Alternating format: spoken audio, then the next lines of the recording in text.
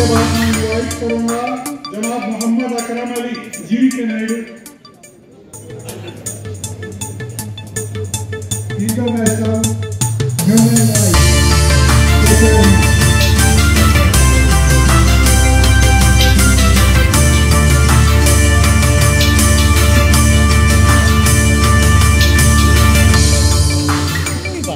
మనందరి ప్రేమకు చిహ్నంగా ప్రతి ఒక్కరికి అందరికీ నా హృదయపూర్వక ధన్యవాదములు.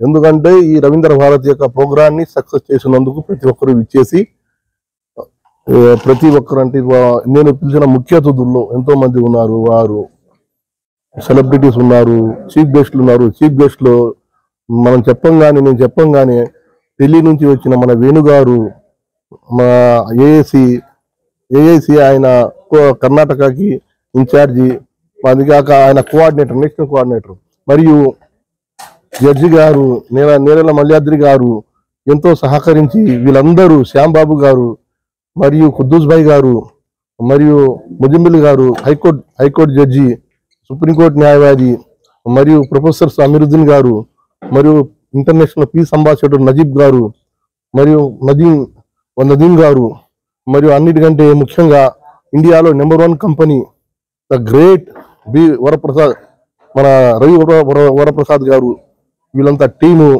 మరియు మన ముఖ్య స్నేహితులు ముదస్సర్ భాయ్, మన మజహర్ భాయ్, వీళ్ళందరూ ఎంతో మంది నాకు సహకరించి ఈ యొక్క ప్రోగ్రాన్ని సక్సెస్ చేశారు.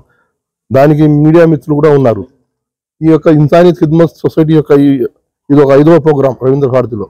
కానీ ఈసారి నెక్స్ట్ సంవత్సరం ఇన్సానియత్ ఖిద్మత్ సొసైటీ యొక్క ప్రోగ్రాం రవీంద్ర భారతి కాదు, శిల్ప కళా వేదికలలో నిర్వహించబోతున్నాం.